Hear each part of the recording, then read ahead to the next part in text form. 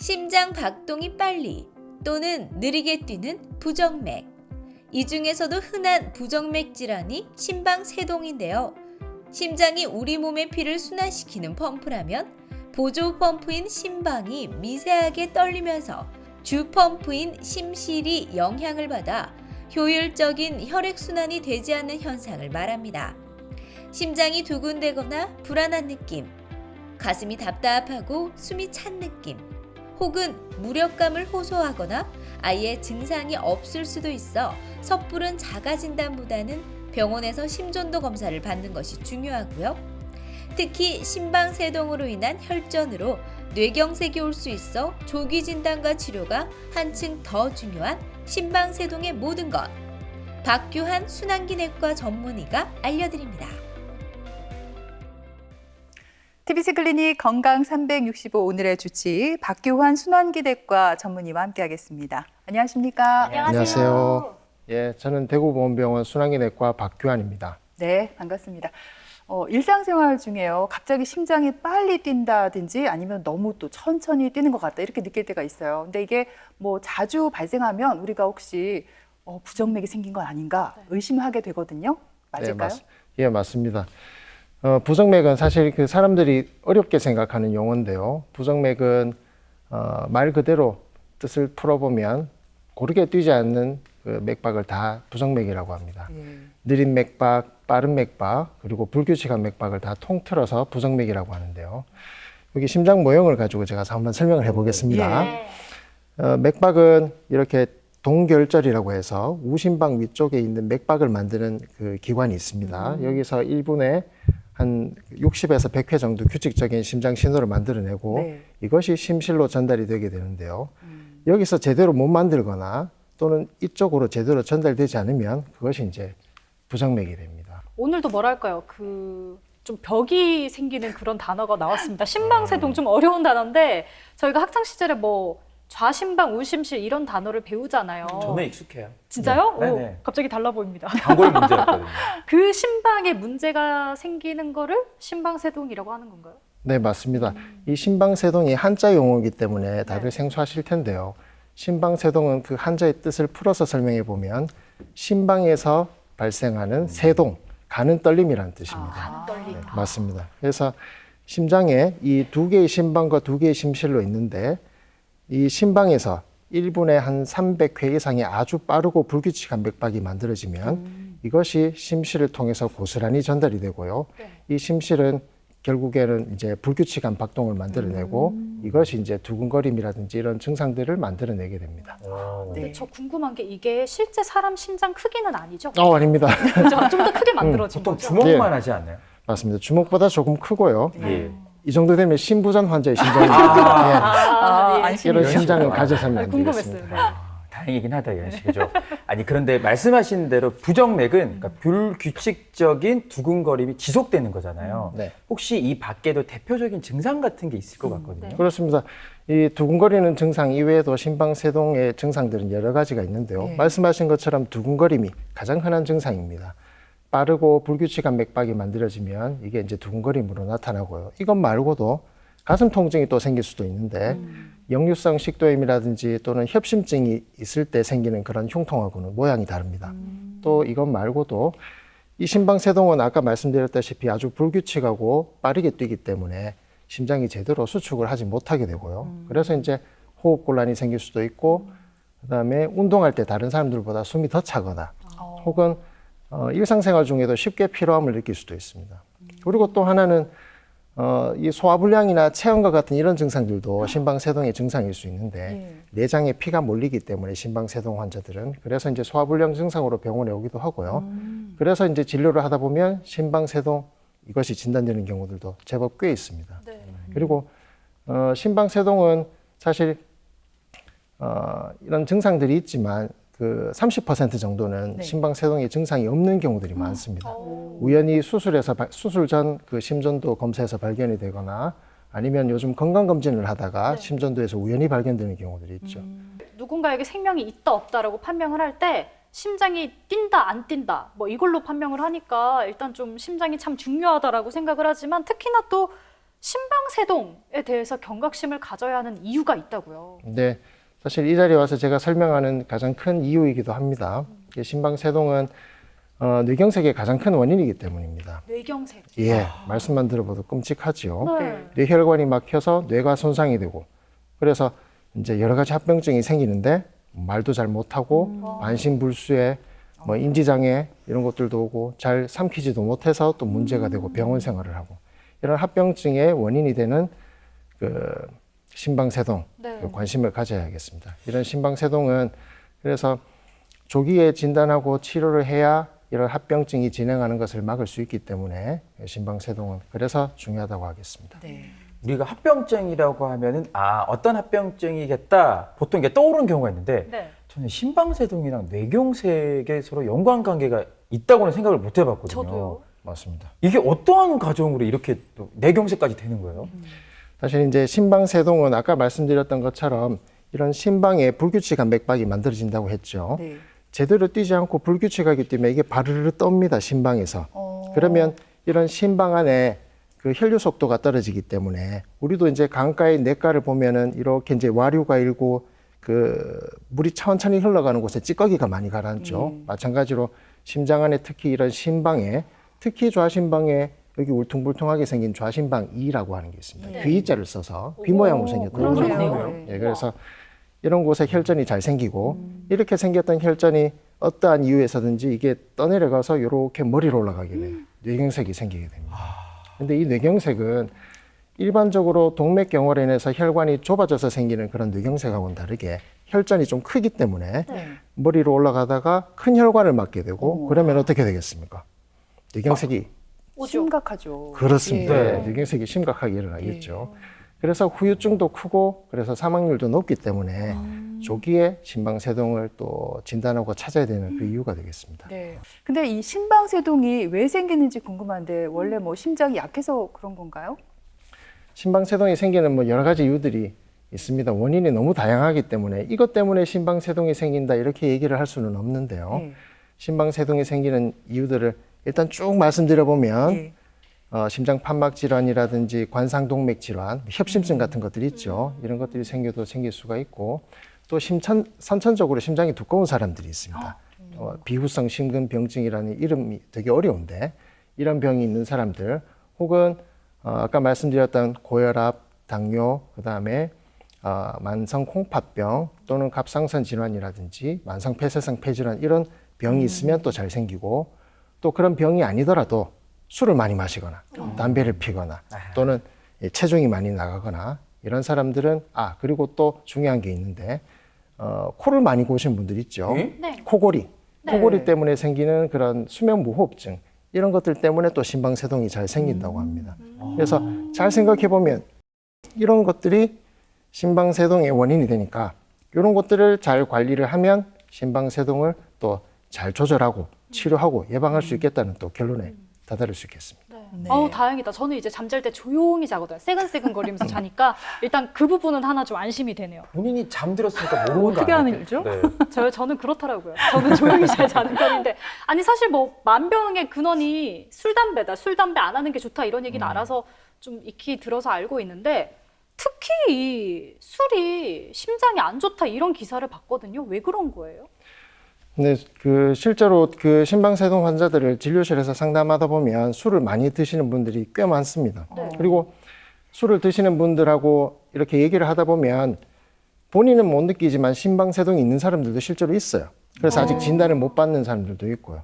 그 술이 심장에 여러 가지 전기 전도 체계에 영향을 준다든지 아니면은 그 심장에 여러 가지 스트레스 영향을 주고 해서 심방세동이 생기는 걸로 되어 있는데 그래서 술을 마시면 심방세동이 잘 생기지만 또 끊으면 심방세동을 또 치료하거나 예방할 수도 있습니다.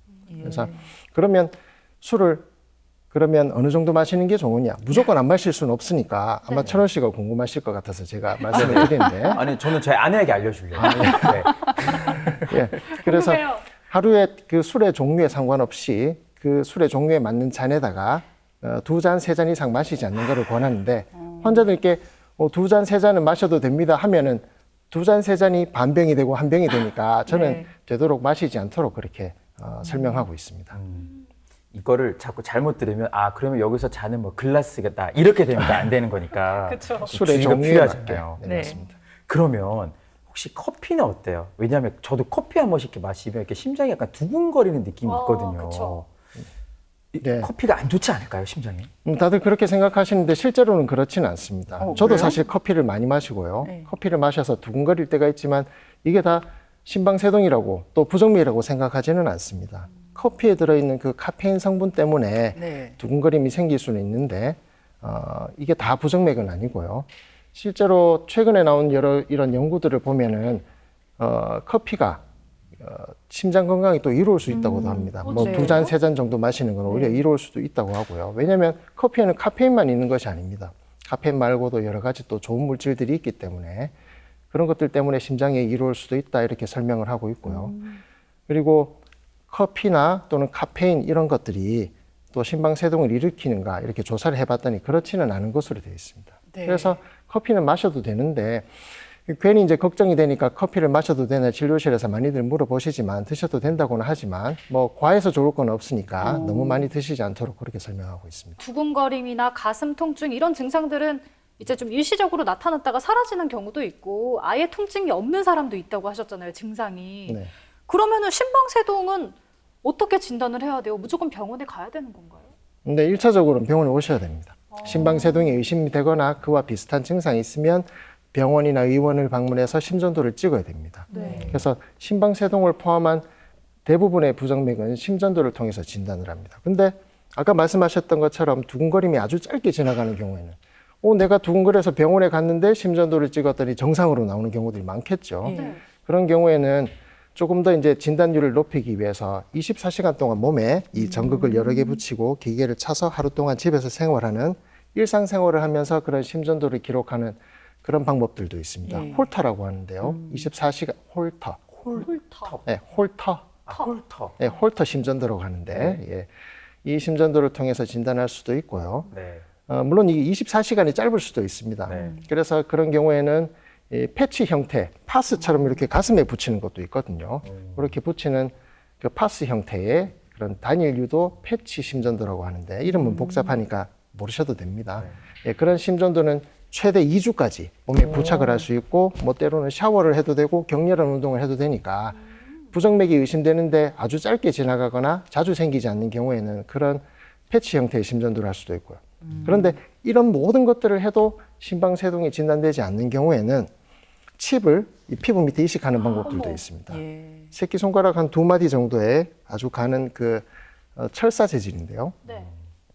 그것을 이제 왼쪽 가슴 밑에 심장 바로 위에 피부 밑에 이식을 해서 부정맥이 나오는지 그 심전도 내용을 기록하고 또 진단하는 방법들도 있습니다. 그거는 근데 수술 아닌가요? 뭐 간단한 시술이라고 보시면 시술. 됩니다. 예, 외래에서 놓고 바로 집에 갈 수도 있으니까.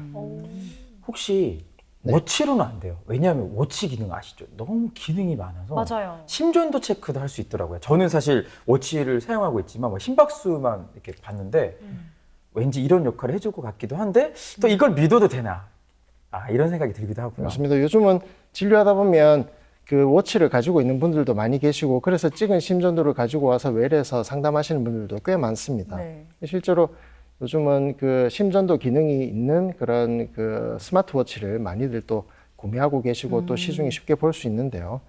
제대로만 찍는다면 네. 심방세동을 정확하게 감별해낼 수가 있습니다. 심방세동 있는 사람들은 뭐 우와. 90% 넘게까지 잘 분류해낸다고 하는데 사실 뭐 저도 사실은 이 워치를 가지고 있어서 심전도를 가끔씩 이렇게 찍어보고 환자분한테 또 찍는 방법을 설명하기도 하는데 이게 팔을 편안한 상태에서 누고 손에 힘을 뺀 상태에서 이렇게 그 시계를 잡고 측정을 해야지 네. 막 이렇게 팔을 들고 있거나 움직이고 있거나 저 이렇게 했었는데. 네, 그러면 그 근육에 그런 그 전기 잡음이 들어가기 때문에 정상 심전도인데도 심방세동으로 잘못 지켜오는 경우들이 많습니다. 그래서 실제로 진료실에서 보면은 심방세동이 나왔어요 하고 들고 왔는데 보면 정상 심전도인 경우들이 꽤 많았죠. 앞에서 뇌경색의 원인이 될 수 있다고 해서 심방세동이 위험하다 이렇게 네. 말씀해 주셨어요. 또 다른 어떤 합병증이 생길 가능성은 없을까요? 네, 있습니다. 심방세동은 뭐 뇌경색만 일으키는 것은 아닙니다. 심방세동이 또 심부전을 잘 일으키기도 하는데요. 네. 심부전, 이 호흡곤란. 아까 전에 심부전이 있는 사람이 이렇게 심장이 크다고 했죠. 심장 기능이 떨어지고 심장이 이렇게 부으면 숨이 차게 되고 일상생활에 지장을 많이 줍니다. 이런 심부전의 또 다른 원인이 심방세동이 됩니다. 사실 심방세동 때문에 심부전이 생기는 것은 뇌경색이 생기는 빈도보다 2배나 더 많다고 하고요.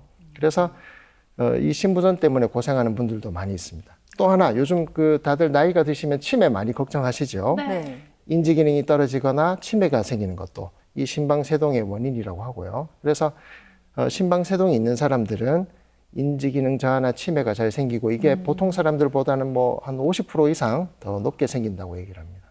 또 아까 말씀드렸던 그 뇌경색 그리고 심부전 이런 것들 때문에 또 사망 위험도도 2배나 더 증가시키고요. 그래서 이 심방세동으로 인해서 합병증이 생기면 돈도 많이 들어가지요. 병원에 입원도 하지요. 그리고 가족들 고생시키고 또 합병증으로 나도 힘들고 그래서 보다 조기에 발견하는 것이 중요하다. 이렇게 말씀드릴 수 있겠습니다. 그렇죠. 조기에 발견해서 또 치료도 잘 이루어져야 할 텐데 어떤 치료가 있는지 궁금하고요. 또 아까 또 뇌경색을 일으키는 혈전 얘기하셨잖아요. 혈전을 없애는 치료도 필요하겠네요. 네, 맞습니다.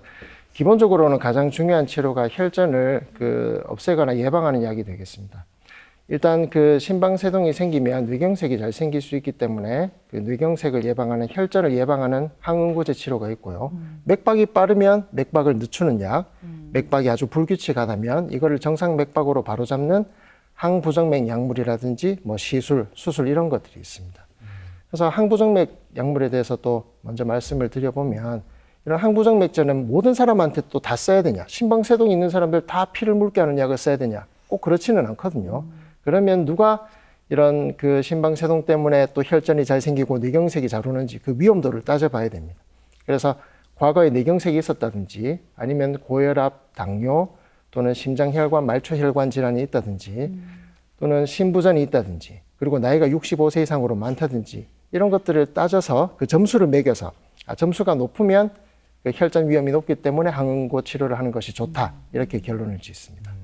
근데 심방세동 때문에 이 혈전 안 생기는 약 먹다 보면은 부작용에 대해서 이야기하는 분들이 있어요. 맞아요. 뭐 혈뇨라든지 아니면 뭐 안구 출혈이라든지 이런 부작용은 이제 뭐 어느 질환에서도 생길 수 있는 거니까 약 먹다 보면 그렇게 봐야 되는 거예요. 예, 저도 뭐 이 진료실에서 보다 보면 좋으려고 썼던 약 때문에 이제 코피가 난다든지 뭐 혈변이 난다든지 변이 검게 나와요. 그리고 내시경을 했는데 장에서 피가 나요. 소변에서 피가 섞여 나와요. 이런 얘기를 들으면 저도 참 안타까울 때가 많습니다. 사실 뇌경색은 아직 생긴 병이 아닌데 앞으로 생길지도 모르는 그 병에 대해서 예방하려고 약을 먹었는데 그런 합병증이 생기면 저도 의사로서 되게 난감할 때가 많습니다. 뭐 그럴 때는 이렇게 혈액 응고제를 용량을 낮춰서 쓰거나 또는 다른 종류로 바꿔서 써보거나 아니면은 잠시 피가 멎을 때까지 약을 조금 줄여서 멈춰서 약을 멈춰보거나 이런 것들을 해보기도 하는데 그래도 약을 쓰는 것이 중단하는 것보다 좋은 이유는 써서 얻는 그 뇌경색의 예방 효과가 훨씬 더 크기 때문에 그 손해보다 득과 실을 따져서 생각해보면 그래도 쓰는 것이 좋다 이렇게 결론 지을 수 있겠습니다. 네. 근데 아무래도 심방세동 환자들 같은 경우에 대부분 고령층이잖아요. 네. 그러다 보니까 또 다른 약들도 좀 드시고 계실 것 같은데 같이 먹으면 안 되는 약물 그런 게 있을까요? 예, 그 항응고제는 와파린과 노악이라고 하는 이 2가지가 있는데요. 와파린은 옛날에 쥐약으로 쥐약, 그러니까 네. 쥐를 죽이기 위해서 피를 묽게 하는 약을 넣어서 쥐를 죽이기 위해서 이제 만들어진 약이거든요. 네. 그게 이제 혈액 응고의 역할을 하기 때문에 이제 사람에게서도 쓰고 있는데 오래전부터 사용하던 그 와파린과 최근에 개발된 경구용 항응고제 치료인 노악이라는 것이 있습니다. 근데 와파린은 약물이나 음식 이런 것과 상호작용이 상당히 크거든요. 그래서 뭐 시금치 먹으면 안 되고 뭐 청국장 먹으면 안 되고 이런 것들 얘기를 많이 아마 들어보셨을 겁니다. 그래서 그런 약제와의 상호작용도 많고 사람마다 약물의 농도가 다 다르게 나오기 때문에 진료실에서 약을 처방할 때는 또 혈액 응고제 농도를 또 피검사를 통해서 또 측정을 해서 또 줘야 되거든요. 근데 최근에 많이 사용하고 있는 노악이라고 하는 이 항응고제는 비교적 와파린과 비교했을 때는 약물이나 또는 음식하고 상호작용이 조금 떨어집니다. 그리고 피검사를 할 필요도 없고요. 그래서 쓰기는 수월하지만 그래도 주의할 약들은 무좀약 또는 결핵약 또는 아까 이제 심방세동이니까 심방세동을 치료하기 위한 그 부정맥약 그리고 항생제 이런 것들을 쓸 때 조금 조심하셔야 되고 또 최근에 코로나19 네. 팍스로비드 네. 예, 팍스로비드 그 치료제인데 이 팍스로비드를 먹었을 때는 이 항응고제 노악의 그 혈중 농도를 높일 수 있기 때문에 이 농도가 올라가면 피가 더 잘 나겠죠. 네. 그래서 경우에 따라서는 이 항응고제 용량을 줄이거나 또는 잠시 중단하는 것도 생각해 볼 수 있겠습니다. 예, 그렇군요. 일단 심방세동이 불규칙하게 심장이 뛴다는 거잖아요. 네. 그러면은 그 규칙성을 좀 만들어주는 것이 어쩌면은 치료의 하나의 가장 중요한 포인트가 되지 않을까 싶어요. 네, 이런 맞습니다. 방법도 있겠죠. 네, 맞습니다. 그 항부정맥약이라든지 시술이나 수술적인 방법을 통해서 그 심방세동을 정상적인 맥박으로 돌리는 방법을 또 생각해 볼 수가 있겠는데요. 그러면 누구한테 했을 때 효과가 좋고 누가 대상자가 되느냐? 아무래도 심방세동이 생긴 지 얼마 되지 않은 경우, 그리고 이런 심방의 크기가 아주 늘어나지 않은 경우, 그리고 나이가 비교적 젊거나 내가 심방세동을 바로잡는 시술이나 수술을 받고 싶다 하는 분들에게서는 또 이런 시술이나 또는 약물치료, 항부정맥 약물치료가 도움이 될 수가 있고요.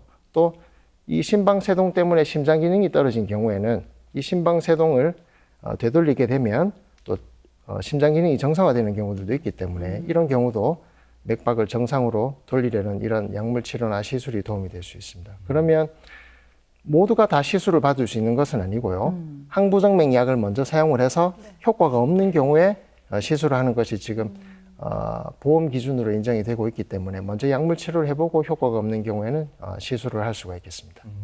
그 말씀하신 시술이나 뭐 수술에는 어떤 방법이 있는 거예요? 지금 우리나라에서 할 수 있는 그 시술은 두 가지 방법이 있고요. 전극도자절제술 그리고 냉각풍선절제술. 이름은 좀 어렵죠. 어려워요. 이 두 가지가 있고요. 또 하나는 수술할 때 심장을 열고 들어갔을 때 거기서 부정맥을 없애는 시술을 하는 이런 수술적인 방법도 있습니다.